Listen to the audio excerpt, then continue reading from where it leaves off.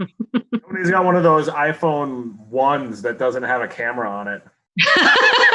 That's okay. It works. No, I have a camera, but I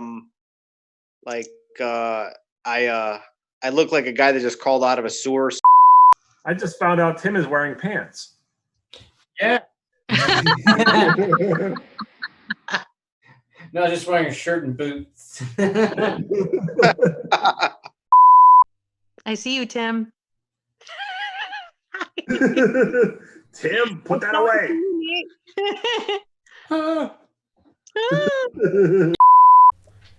Boom. All right, guys, another awesome quarantine episode of Coffee Time. And here I have the band Hot Dang.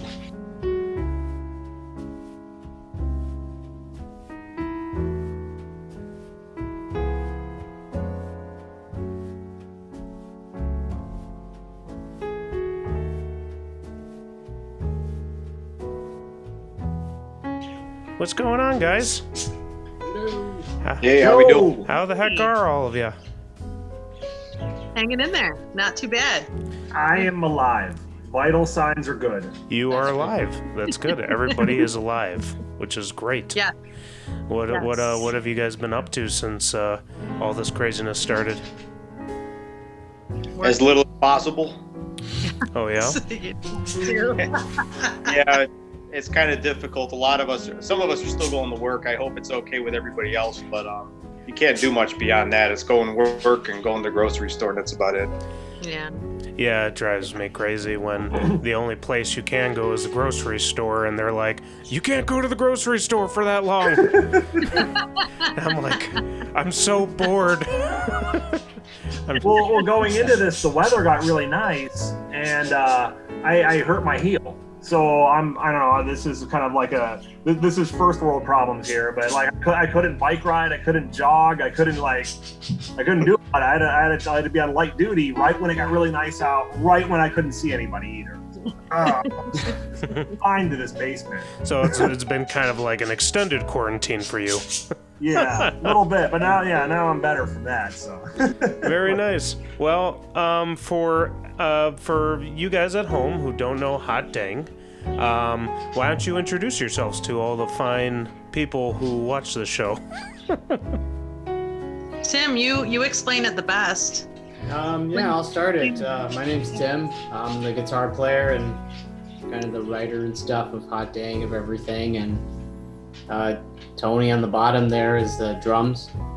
We kind of all just met via Craigslist, I guess you could say, yeah. And then just tried out and just came together. Really? Well, you knew Tony previously, and Yeah. you and I met from that Casual Encounters post. Oh. Yes. Yeah, that's the one. Yeah. Mm-hmm. Yeah. It was called Nothing But the Tip. You know what I'm saying? Yeah. They eliminated those types of posts like around 2013, but we got Oh yeah. yeah, boy. You're like, I'm looking for some crazy stuff, like with chains. You're like, oh Jesus. It's actually a step below just grabbing a phone number off of a bathroom wall. Yeah. Okay. Very nice. So essentially, I know Holly has been in the scene forever, but For quite a while. okay. At least a good, I don't know, probably about 10, 12 years, like heavy into it, doing music and things like that. Yeah, for sure. And I write all the lyrics for Hot Dang, and really just glad that I gotten to jam with these guys for so long. And, we got to write this awesome album that we put so much work into, and it sounds amazing. So I'm really happy about that. And I couldn't have done it without these awesome dudes. So, Oh yeah, definitely. That's the reason why I immediately wanted you guys on. Right now, unfortunately, because of what's going on, there's like really no outlet to promote this beautiful new album that you guys have. So I'm like, obviously you can share it as many times as you want that it's on everything streaming, but in terms of like promotion, right now everything that normally would be going on is kind of like at a halt. Yeah, exactly. So why don't you? It's 6 songs, right? A little over 30 minutes. would you guys call this an EP, an album? You like an EP, An EP? like an extended EP. EP plus. Very nice. Yes. And what is the name of the EP? I thought it was interesting. I'm like, very interesting. The title. So I think Tony, you should say this one. Yeah, we titled it "Achieving Commercial Success." Yep. Yeah, we. I don't know what came to mind. I actually was listening to the band Ken Mode a lot, and I think they had an album called Success, and I was thinking it'd be funny to name our album "Achieving Commercial Success" to kind of take it a step further, but it sort of popped into my head, and like a lot of other titles in this band, I think we just went with it, and we didn't really have a whole lot of conversation about anything beyond that. We just go, yeah, I'm good with that, and it just kind of stuck, I guess. For me. Well, hey, it's a name that sticks out immediately.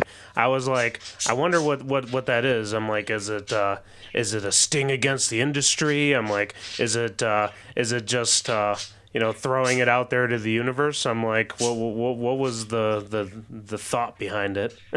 So if I could tell you honestly, we're hoping if it doesn't really sell, we're hoping that people think it's like a motivational speaker on Amazon, and we sell a bunch of them that way. Oh, that's awesome. I always thought of it as like one of those ironic nicknames, like a really big guy called Tyme. Oh yeah. Like a slut called Chastity. Like, oh yeah. It's this is the way to achieve commercial success. Put out an EP of metal in 2020. Oh yeah. Well, guys, I guess somebody had to say it. Hey, you know what? If it works, it works. It's a very interesting title. It immediately got my attention. I got the link from Holly. She was spamming it, and I got the link, and I was like, oh crap! All right, we're gonna talk about what's been going on, obviously, with your page and all that. However, when I got that link, I was surprised. I'm like, I had no idea that you guys were even writing a goddamn album. Because of all that was happening, I was very surprised. I clicked on it eagerly, and where did you guys record this? Swift Road Studios with Vince. Okay. And I can never pronounce his last name. Vince, I love you, but I don't want to butcher your name. It starts with the letter I. Vince Ippolito. Okay. Yeah, Ippolito. Okay. Where's it based out of?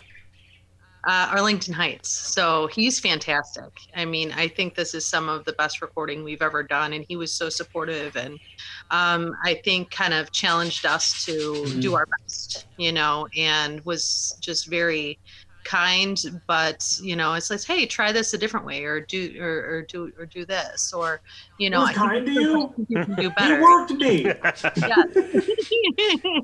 He hit me with a stick. Yeah. Well, maybe my experience was different than your guys'. So, Well, that's very cool. That was my first impression when I was listening to it. I'm like, it sounded very clean.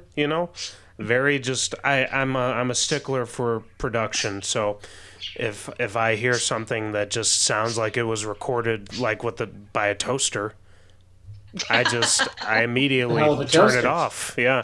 But this sounded very nice, very clean. I very much liked it. Thanks. As far as the sound goes, I gotta say it's your signature sound. That's pretty much it. You've got all right, for the Coffee Time audience, what would you say your sound is? I have a hard time just saying this myself. What would you say your genre is? Like Grease Monkey metal. Yeah. Okay.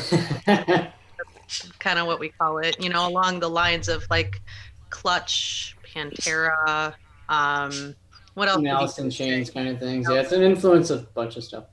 With like cleans put in there. Yeah, I definitely noticed like one song, it's definitely like, it's more definitely like bong ripper, kind of just slow, just sludgy.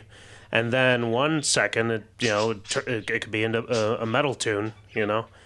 And you guys definitely play that area very, very well. It goes very naturally into each section.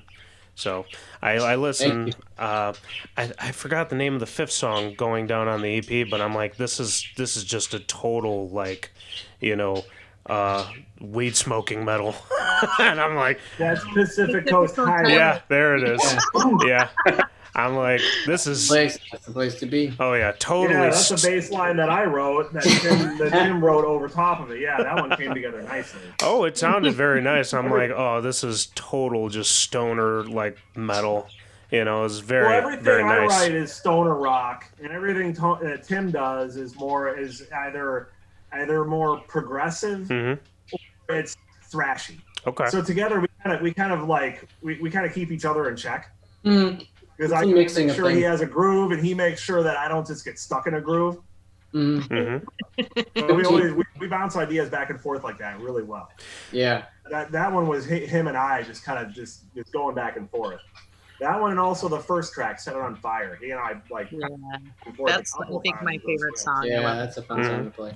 Now, Perry, you say that you write some of the songs. Do you also play guitar as well? And I'm bass. Right, I know. But like, do you just? Oh, I play it. Yeah. Do you write the songs, on bass and then show it to him, and he kind of transcribes it, or you also play guitar? Yeah. For sure, with Hot Dang, it's always been me writing bass lines and him writing on top of it. I mean, I do play guitar and I do write guitar music. Yeah, I've never written any of Tim's parts. Oh yeah. He doesn't. We don't tell each other what to do. Yeah, we kind of come to each other like as counsel in a sense. Like, I got this idea. What do you think? And then we bounce it back forth there and kind of, just build it as we essentially write it. We had this idea where when we came up with Hot Dang, we wanted to kind of mess around with some styles of bands that we kind of grew up listening to, like Alice in Chains, Soundgarden, Pantera, Tool, things like that. And we wanted to just kind of play with the room with just what if we kind of move between all of these kind of thing in our own way and just have fun with it. Yeah. Just, see what people think. You can definitely. Holly, did you just do a cartwheel? I did. Crazy. Very quick. She did a cartwheel right onto her sofa. I should do that. Man, girl. I know. I'll put it back. It was. You can definitely. I mean, when you listen to this new album, well, I mean, all of your music in general. Like, when you do listen to your sound, you definitely can take some of those influences, like just hear it. And the one thing that definitely, like, you guys sound great, but Holly, your vocal influences, I cannot place, like, where, like, who do you listen to? Because you do cleans, you do heavy vocals, you do mid-range vocals.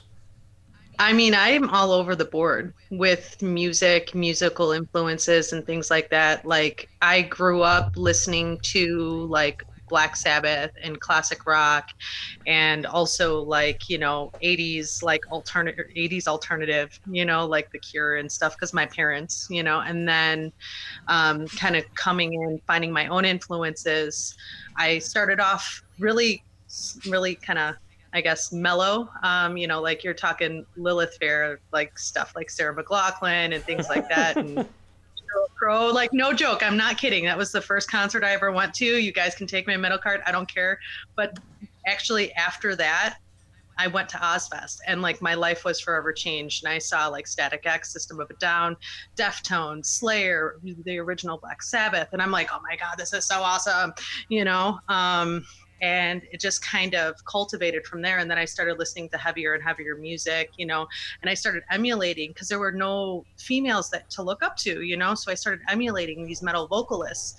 And, across the board, one of my big ones was probably Chris Barnes. Like, I loved his stuff, and I'm like, oh my God, I want to sound like that. So I would emulate, sit there and listen to this music over and over again, and just try to get it right. Or,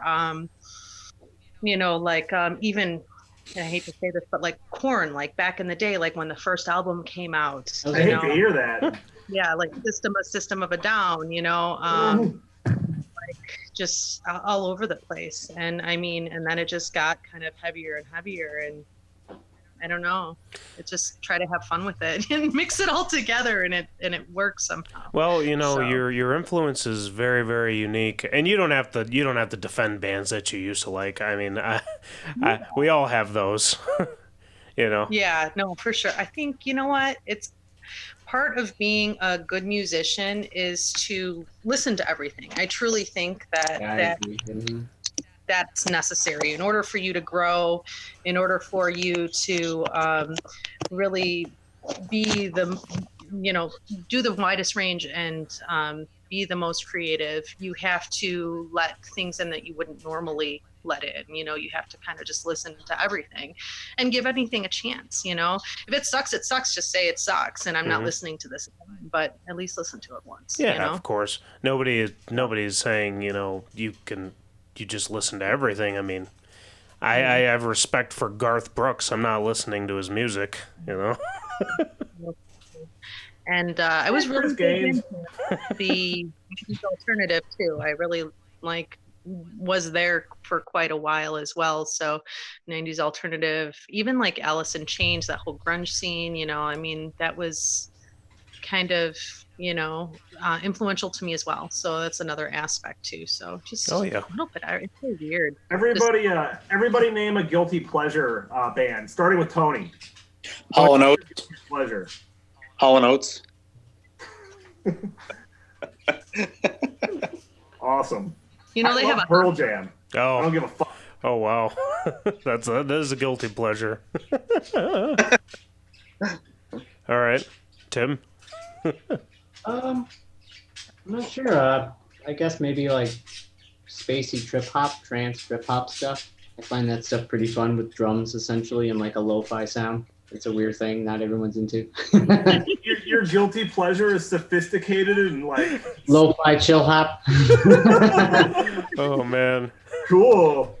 Holly, you listen to a lot of those bands. Yeah. Like I love Sublime, and I don't know. I totally do a Sublime cover band. I know it's like I love fun. Sublime. Yeah. I don't like Sublime fans, but I love that stupid band. Oh God. All right, guys. So not Sublime with Rome, but the original. Like. Oh, of course. It brings me back. All righty. So we've heard a little bit of Tim's influences and a little bit of Holly's. How about you, Anthony? What are your influences for drums? Probably have to say first and foremost, I was a big Pantera fan when I started playing. Vinnie Paul was a huge influence for me. I'm also another one of these drummers that in the late 90s, early 2000s, I got a hold of the Mike Portnoy double set VHS tape thing that was a huge seller. Like every metal drummer I know at some point watched that. So if you're familiar with Mike Portnoy from Dream Theater and maybe stuff he's done after, but like 20 years ago, everybody that was a metal drummer had that tape set. It was like a thing you had to have. So that was a big influence on my playing. And another big influence for me is Roy Mayorga from Soulfly. Okay. Well, he played for Soulfly, 20-something years ago, but this is just stuff that really got me into playing, when I was a teenager. I've been playing like 20-something years now myself. So, I mean, that's just touching on some of the things that started me off playing drums. And to be honest, I still listen to a lot of that stuff. It's funny because I saw a friend a few years ago. He's like, dude, your music taste hasn't changed since high school. And I'm like, I don't really know what to say to that, dude. Like, you want me to grow up and start fucking listening to Mumford and Sons? I don't know what you want me to do. That shit ain't going to happen anytime soon. But anyway, yeah, that's pretty much where I started out. But today, I don't really follow drummers so much anymore. I probably couldn't name really anybody that I'm really fascinated with right now. Other than a guy that played drums for Nine Inch Nails a few years ago, Elin Rubin. That's somebody that I had to go and actually search out because that guy was an incredible player. But I mean, yeah, those are some of the things I'm into now. Not really progressed too much, but that's how I do it. Hey, still, that's pretty sweet. It's basically whatever you listen to is gonna be on your sleeve no matter what. and you could definitely hear that on the album. I'd say everybody, like the album is just so solid, and you guys together really like are a very solid team. It seems. I've known you guys. I do you remember the first time? The first time we did what was it? The metal experience together, Holly. Long time ago. Holly Bueller. Long time ago. It was Holly and Tim. They were both there. Yeah, I was not on that one. I remember not being able to be there. Yeah. Yeah. I could sense that then that, like you guys were a unit, and the lineup has stayed the same, correct, since then? I'm almost positive. Just us. Very nice. Well, we had that we had two guitar players for a minute. We had a gentleman named Paul Snyder who moved on to other things. Yeah, it was fun. Was with I like that guy. the first two shows. Paul's actually the guy that made the comment about my music taste not changing. So it kind of tied in nicely. Right. Yeah, I remember when I first joined my band Vicious Attack, I started basically, I knew who you guys were through Fabian. I don't know if you guys are, I know Holly is obviously familiar with Fabian. But we started playing these Queens of Metal shows that Holly, you were pretty much running by yourself, correct?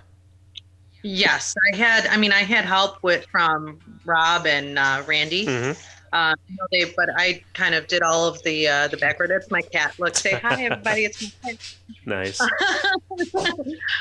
That's Stimpy.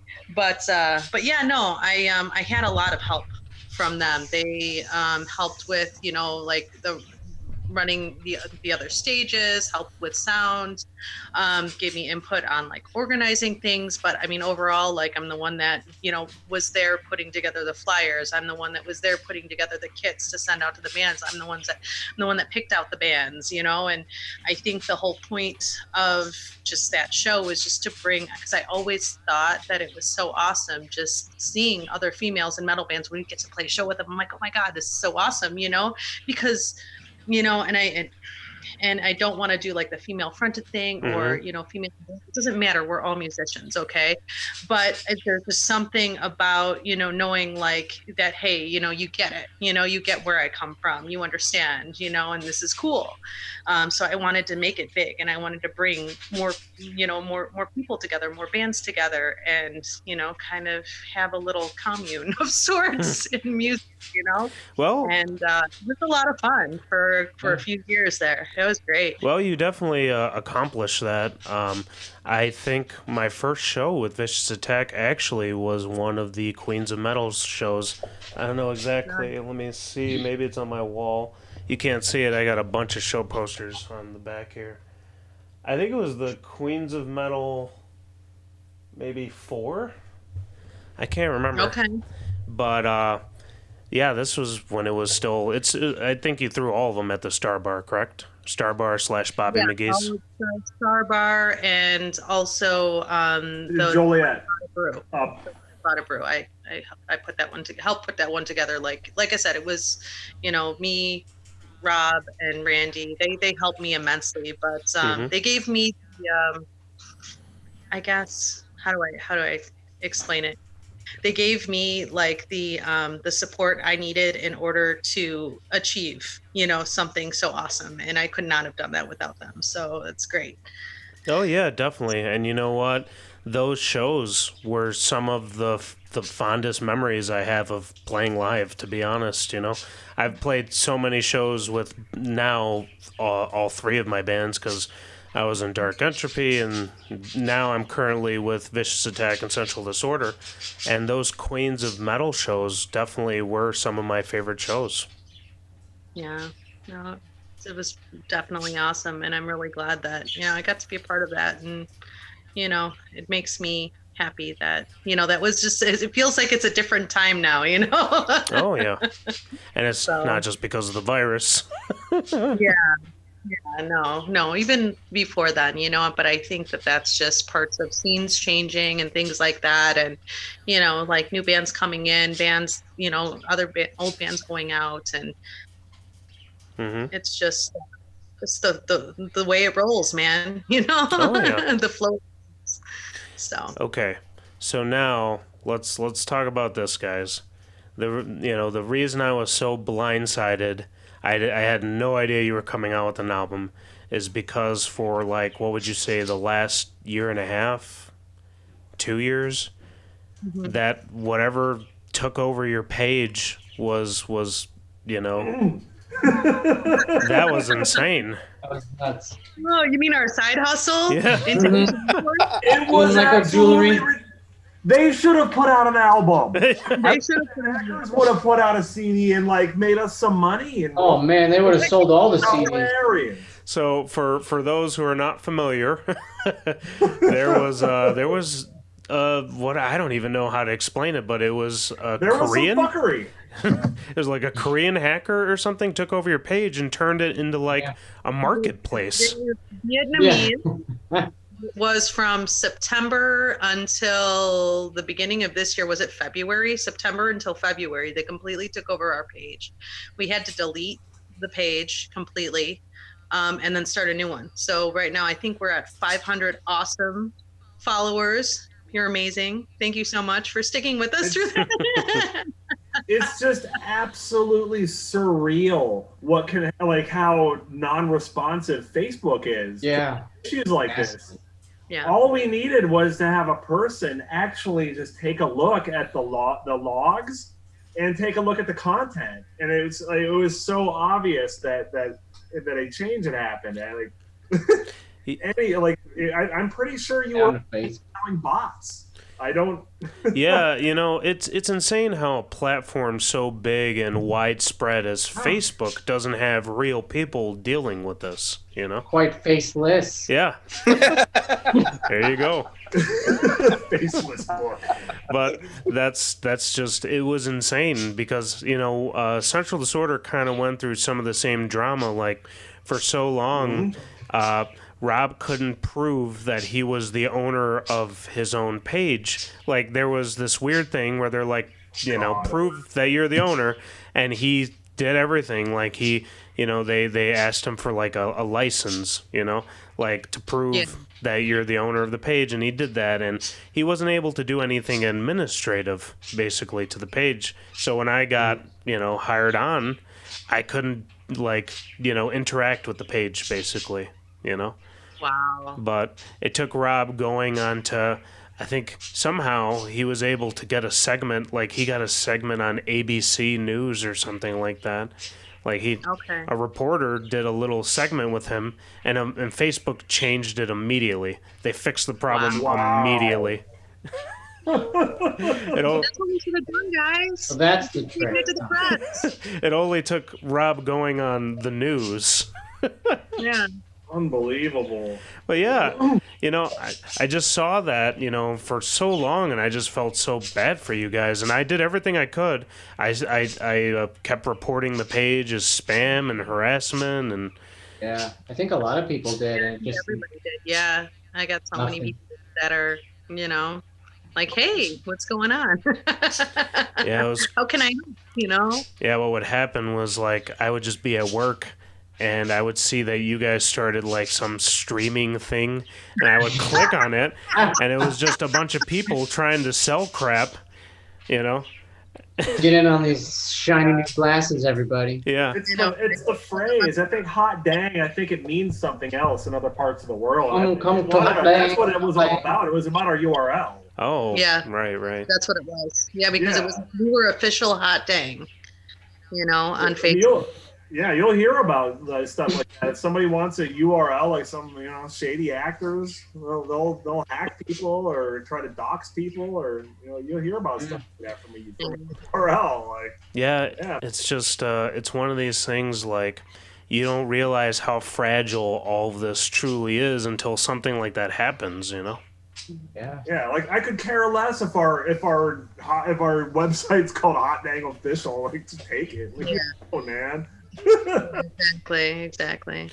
And I don't know. It's so frustrating, I guess, from our standpoint because we put so much work into that for Yeah. all the shows that we did and networking and connections and, everything like regionally that we've done and all of the people that we talked to that were following us. I mean, we have some people that were internationally following us as well too, where, who knows if they were able Right. to do this again, so it's just kind of a wash when it comes to that. It's unfortunate, but the people that are still with us, like, thank you. Oh yeah. We saved all the content. I was able to download all of our content because it was all. They didn't delete anything.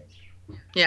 Surprising, but yeah, everything was. All of our posts were there. Yeah, like So at least we have all the JPEGs, of everything we ever posted. they kind of just walked into your house and they're like, "This is my house."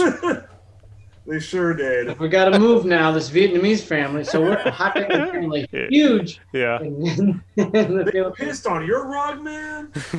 They're like, Got to move. you're like, I can't understand you, and then they just live with you for So you guys a are year. saying they took it a step further, and not only did they move into our house, but they used all of our family pictures as well.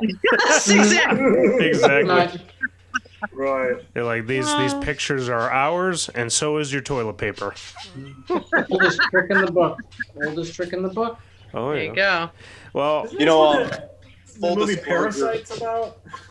I don't really have much. I don't have much involvement with any of the online presence that Hot Dang has. So I felt really bad for Nate, Holly, and Tim because it was so much communication going on, trying to resolve this whole thing, and I was pretty much useless. So thank you guys for all the work you put in.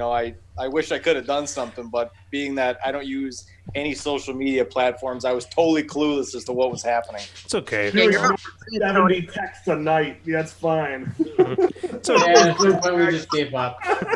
It's okay, buddy. I'm sure you did other things like bring the snacks. Or the beers. No, it was that was it was pretty frustrating for Holly. I felt the worst about that because I do know how much Holly was using all this for networking, so that really sucked. Oh yeah, it's one of these things like this is it, man. Like this is seriously it. Yeah. It's unfortunate. Like we've kind of just tied all of our existences to this platform, but it's unfortunate. I mean, what can you really do? This is just how things are now. Well, it's because everything is utilizing it. That's the way to reach people now. That's the thing is, if it wasn't the way to reach people, then we wouldn't be doing it. Oh hell no. But it is. Yeah, I wouldn't do it either. And they know it, so they're, and they don't care. They're like, give me your money. Oh, you want to promote your page? You want to promote this post? More money. Sure, give us more money. Yeah, More money. all of the money. All right, guys. Well, it's good to hear that you guys are all good. That what was happening to your page was disparaging to say the least, but it was good that everybody came together. It seemed and tried to do their part. I mean, what else can you do? It's just a hopeless situation. Yeah.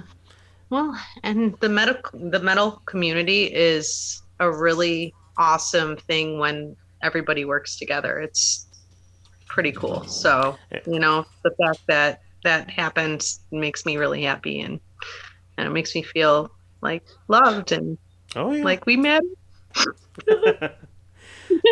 Definitely. It's funny since I started doing all these shows, Coffee Time and Riff City and whatever dumb thing that I've got going on.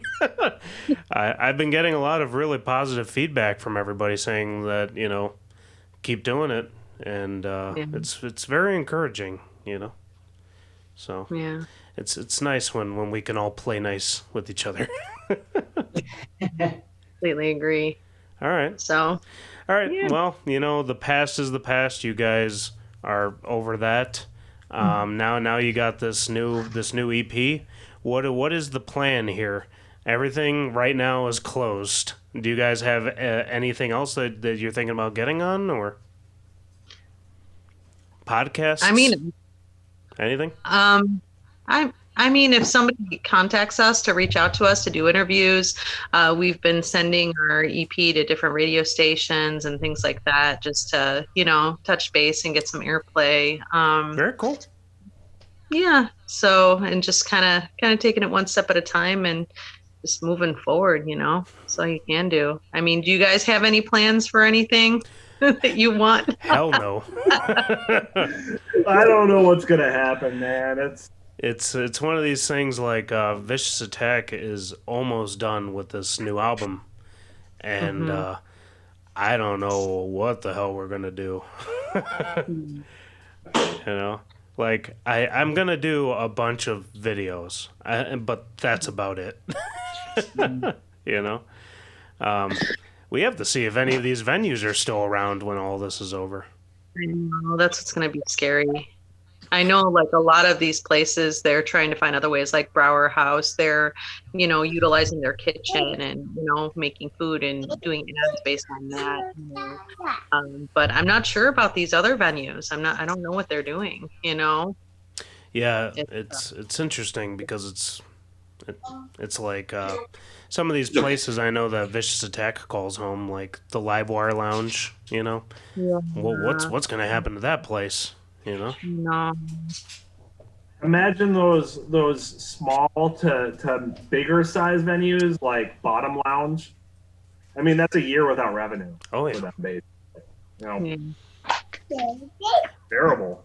What a blow, man. Yeah. I was scared when Kuma's just closed their door, and they're not even a venue. I was just like, please don't go away. Yeah. And I actually called them today. The one in Schaumburg, they're supposed to open up, I guess, soon again. So, but I've been hankering for a good burger. Oh yeah, definitely. Me too. Well, it's one of these things where we just gotta play it month by month. How have you guys been holding up? Have you still been meeting and whatnot, or have you been quarantining yourself? I've been working from home and I beat Final Fantasy. Oh, that makes me happy. The remake. Yes, the remake. It was awesome. I absolutely loved it until like the end. It was the first of many. It's not. Oh yeah. The end. Of course. Yeah. They took some creative liberties, but overall the game was immersive. It was very fun. I did the same thing. It's from the past, and I'm drinking out of my Gerald cup. Look at that. Oh, very nice. Winter cup. Very nice. I know, I'm such a nerd. How about you, Perry? You said you're still working, right? Yeah. I do IT for a phone company, so I mean nothing has changed for me. Fortunately, I'm extremely privileged, and then my wife is with Aldi. She's with Aldi Corporate, so she's gonna get a goddamn promotion. Yeah, we're extremely fortunate. So I'm just hoping we can do what we can to help other people at this point because it's crazy out there. How about you, Mr. Tim? I work in property management, so I'm still going to work. It's just kind of strange because I don't own a car, so I take the train in essentially through the city to the west of where I work. And it's a really interesting change just to witness how when I would normally take the train, it's just packed with everybody, and now it's just like a massive homeless encampment, essentially. I was gonna say, I didn't, really think about like how, I mean, obviously Uber and Lyft and all that would definitely be out the window, I imagine.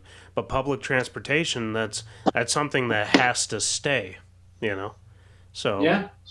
I had no idea how they were going to go about that, like just disinfect everything, on the top of every other hour. They don't clean those trains like you think they clean them. That's for sure. You got to put your mask on every day. Oh, yeah. Yeah, I wear a mask to it, but it's like that's the same puke stain that was there 3 days ago. Nobody touched it. Oh, good. You want Lysol? CVS is over there. And good luck with that, even. Yeah. Lysol. How about you, Anthony?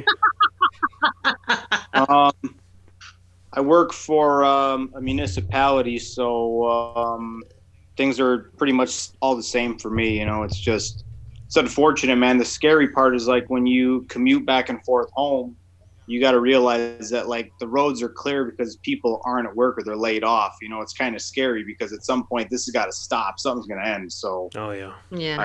I'm just, I don't know, man. Anybody that's having a hard time out there, I wish them all the best, man, because it's a rough time for a lot of people right now. I'm just grateful I'm working. Yeah. Same.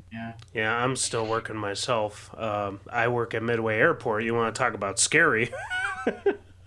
You know, that first week, you know, we had no idea what was going to happen because it was like, oh crap! Like, what are the main things that you don't want to go to if you want to catch a virus? It's like, oh, like grocery stores, you know, any kind of public transportation, and oh yeah.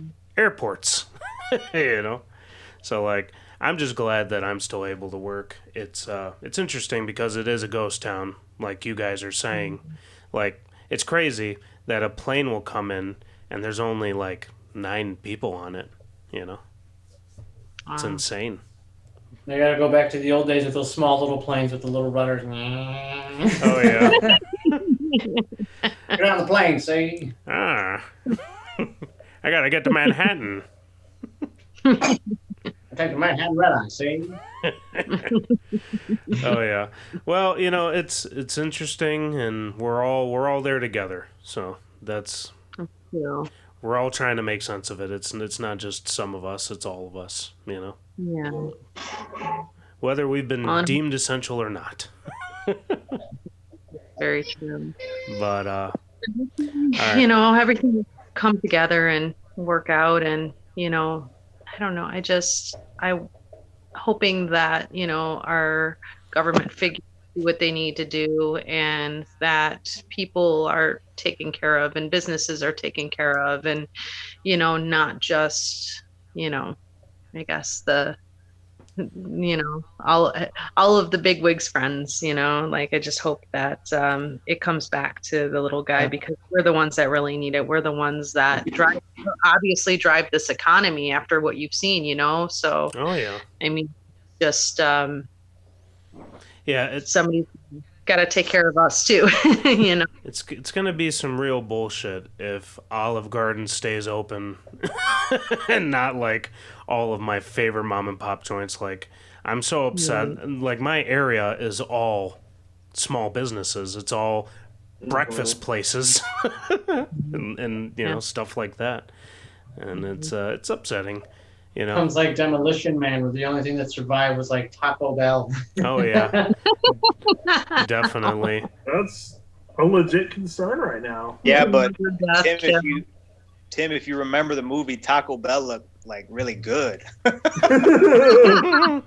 totally want to go to that Taco Bell, like so bad. From Demolition Man. Yes. So he's saying that's a plus, guys. No. No, he's saying there might be a silver lining to this big nugget of shit. Oh yeah. I'm sure we'll come out of this, and you know, who knows if everything will be the same. Probably not. But I think that if we can still have all of our favorite venues still around, that'll at least be a win, you know. Yeah. More importantly, the music will always keep going no matter what. If anything, people in times like this are going to create even more. And when it comes out, it's just going to be an explosion of music. Oh yeah. Everybody is writing new stuff today. Yeah. Well, you know, no matter where it is, wherever music's going to be played, people will be there to essentially hear it. So it'll still be alive. Venues will. Oh yeah. Everybody's still kind of doing their own thing. I just did a Zoom call the other day with the Boys in Rain, and I don't know how familiar you are with the band, but they have done a lot of these random like 90s animated theme song covers. Like they did the 90s Spider-Man theme, the animated show. Cool. They did the that's awesome. Oh yeah, cool. They did a cover of the X-Men theme. Yeah, they just been pumping them out. I think they did the Dragon Ball Z theme, so I was like, they're just having fun, you know, just trying to have fun. I think we're all, you know, trying to do stuff. You know, I did a live stream for Central Disorder the other day, and I'm like, it's something. let people know that we're still alive. Well, and it gives people, I think things like that give people hope, and when all this is over, the biggest thing you can hope for is that everybody just comes together and we all work together and we support each other, and we lift each other up. I mean, I see people doing that all the time now, even though we're in this quarantine, people helping other people out. And I don't think that those people get enough credit.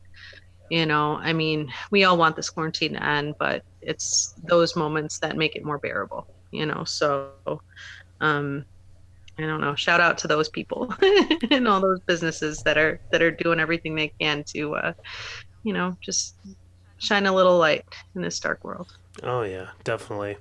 I definitely see that a lot.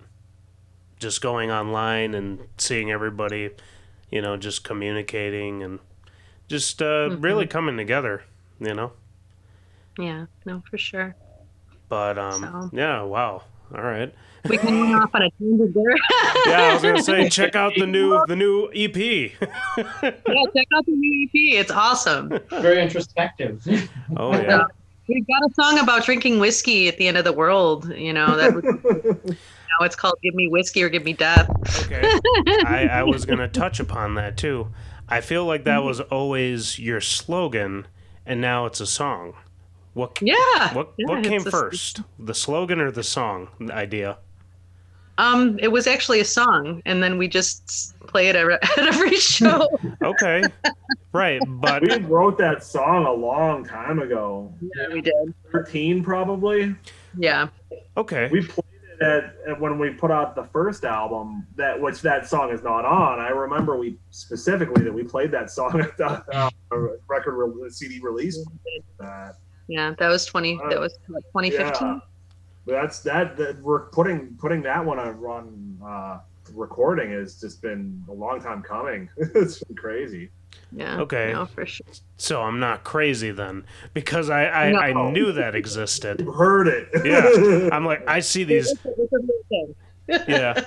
You have T-shirts. No, but what ended up happening was that we actually recorded some years back, like 12 or 13, and then that song was written right after we finished our first recording as a group.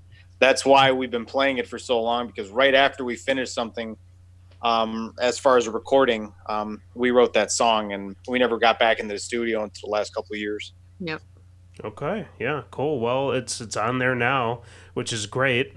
It just I thought for a second, I'm like, is this a remastered song? And I'm like, it's like our yellow Ledbetter. Oh yeah, definitely.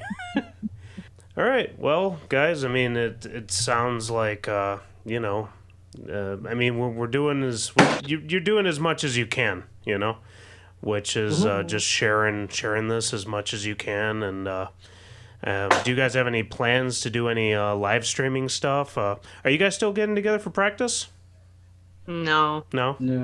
We kind of broke up at the end of January. Wait. But we wanted to put... What? Yeah. But we wanted to put the album out because we worked so hard on it, and so. Okay, so. So we had a final show, that tribute show for Randy that was at Sugar Skull at the end of January. That was our last show. Okay, so I don't know. Maybe I can twist these guys' arms and convince them to do another show eventually, sometime. Though I would not be opposed. Yeah, anything can happen, man. Okay, yeah. So the world has changed. Am I just in ways we could not have anticipated? Am I just truly clueless? Like, did you guys post this on the page and share this information and all that? Yeah, probably. So not. Probably, yeah. Not really, not. We had like Hot Dame's last show, and I posted it on my page, and I shared it with people. I mean, I don't know. God damn it! But I mean, honestly, you don't see everything because of that stupid algorithm. So you know what? Blame the algorithm. Fuck that. Fuck you, bitch. Well, and your algorithm. Okay, well now I'm upset. Because I had. Sorry, we thought you knew. No. I thought you knew. No. I had no idea. What are you doing to this poor guy? No, I had no idea. I just, I figured. I swear to God, I thought you knew. No. Well, look at it like this. It's probably going to be very unlikely that you call a band to talk about an album and then find out that they broke up right after you. That'll probably never happen again. That's exactly my mindset. I was like, we're just a bunch of regular mill buddies now, but hey, thanks for joining in. So, and I thought it was funny with the name of the album, Achieving Commercial Success, because really the only way you can achieve commercial success being in a band is by quitting. oh man. Or dying. Yeah. Okay, well, holy shit, guys. It's like you're interviewing Sublime in 1996. Yeah. Oh my god. All right, well. So successful now. God damn it. All right, well. Dude, I can't wait until I see like the full of this video because I can't see your face right now, and like the face that you made. That's out of his brain. No, I'm just disappointed that I was so goddamn clueless. I blame Holly. That's all my fault. Blame Facebook. Jesus It kind Christ. of just happened around the same time frame when the page got hacked, and then we kind of finished up the recording, and then life took us in different directions. Essentially, you know, we're all still very good friends, and you know, we all opened, extended the offers. If we ever wanted to jam again, we can always jam again if we want. If that ever happens, but yeah, we're no longer kind of together in a sense, but it would be great if everyone just take a listen to the music we made and just enjoy it. We'll still be around. You'll still see us in the scene, essentially. Yeah, exactly. Hang out, you know, hit us up and it'll be awesome. You know, I mean, honestly, like I said, if you guys ever want to, let me know. I'm down. Oh yeah, I mean, you know. Once this quarantine lifts, I've had a lot to think about. Like, let's fucking do this.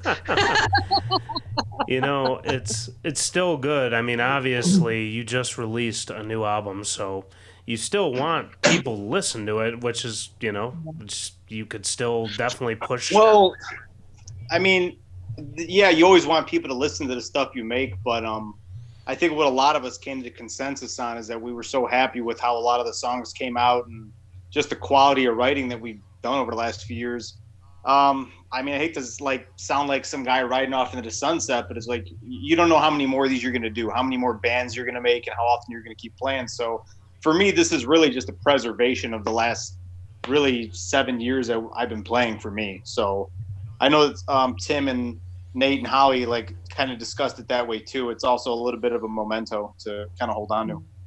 Yeah. So. Yeah, definitely. I feel the same way. Like with Central Disorder, we just recorded. Essentially, I mean, it's been like a little over a year now, but it was Eradication. We came out with that disc Eradication, and we just went crazy, and we played all these shows and promoted it like crazy. And now our lead player is no longer with us, who essentially wrote the whole goddamn thing. I joined on. He showed me the songs, and I went right into the recording studio to, you know, record it. But it's interesting how quickly something like that can change. You know, same thing with VA. You know, I'm in a band with a lot of people like in their mid 40s. You know, I don't know how long they're gonna stick around as well. I mean, it's very possible that there could be more lineup changes, you know. But it's one of those things you just, you know, when you know, you know. Yeah. Well, and I think the most important thing too is the fact that we, as a band, how long were we together, guys? 8 years, 8.5 years? Yeah, 2012. 2000. So we were together. Yeah, spring. Yeah.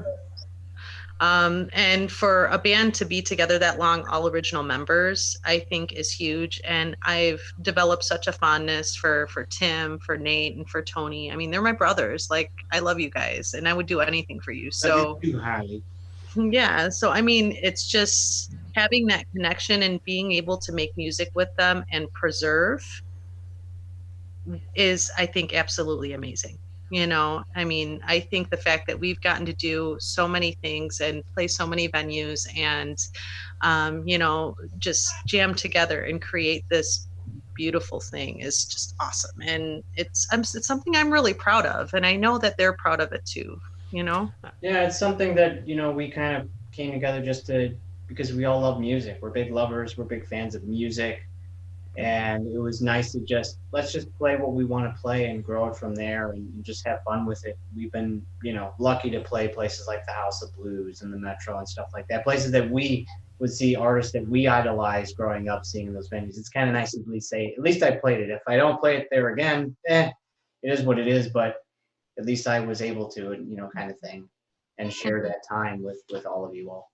That's kind of that's what ended up happening for me. Is like when I started playing in Hot Dang, Tim and I have been playing together since 2003, and what I can tell you is that, like, since I've been playing for as long as I have really two goals.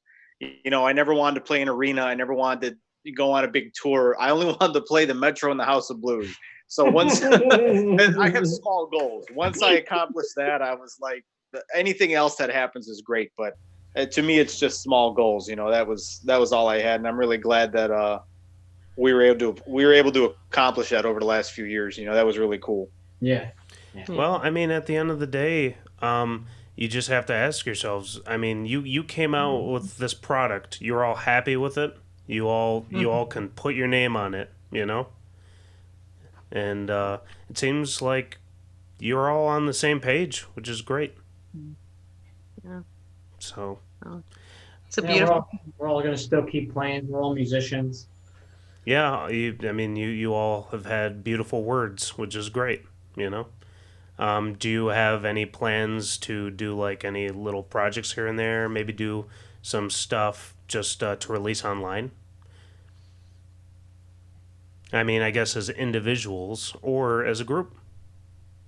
I could lead off, I guess. I've been writing some stuff with a buddy of mine, which has been a lot of fun. It's a very different kind of musical path of stuff, kind of sledgier, lower tune, A tuning, kind of ISIS meets some really grungy guitar stuff. So I've been kind of exploring that, and it's been kind of a lot of fun. So something may come of it. That'd be kind of exciting to see if that can grow into something, but that's where I'm at. Very cool. It's very cool. And right now I'm working on with a friend of mine. She plays guitar, and I'm going more the heavier route, kind of not doing my clean vocals, just kind of sticking with the heavies because I've always really wanted to do that too, in a way. I like going back and forth, but I also just want to be fucking brutal. So I'm working on a guitarist friend of mine with that, and we've come out with a couple songs, but we're also looking for some additional people to join, drummer, bass, all that fun stuff. So yeah. Very nice. How about you guys? Anything? I'm just working on my technique and playing as much as I can at home. I have friends. I have a lot of people. I have a lot of musicians in my life that I want to get back to playing with. So just trying to make sure I have something good to bring to the table. So I've been practicing. That's the best I can tell you. Oh yeah. Hey, you know what? It doesn't matter what anybody does. I mean, as long as you're still playing music, it's still exactly. As long as you're still having fun with it, Yeah, and Nate, no matter what, you'll always be Nasty Nate. Oh. Right. He brings that nasty bass sound. Nasty. How about you, Anthony? For me, it's really I got a bunch of things I've been working on in my life, and I got a family now, so I'm hoping in the next year, 2 years, maybe I'll have some time to sort of start putting something together and maybe go that route. But my playing is really taking a back seat, and I think that's one of the things we probably didn't mention about Hot Dang is it sort of fell at the end of my priorities, and I feel bad that I have to kind of tell everybody in the band that, but the group's known that, and that's sort of the direction that's the direction a lot of this stuff went. And, that's why I'm where I'm at now, because playing's really taking a back seat. You got a family, I got a house, I got a bunch of stuff going on, and Oh yeah, definitely. Life is, it's obvious that everybody's life is also going to come in play when you're in the band.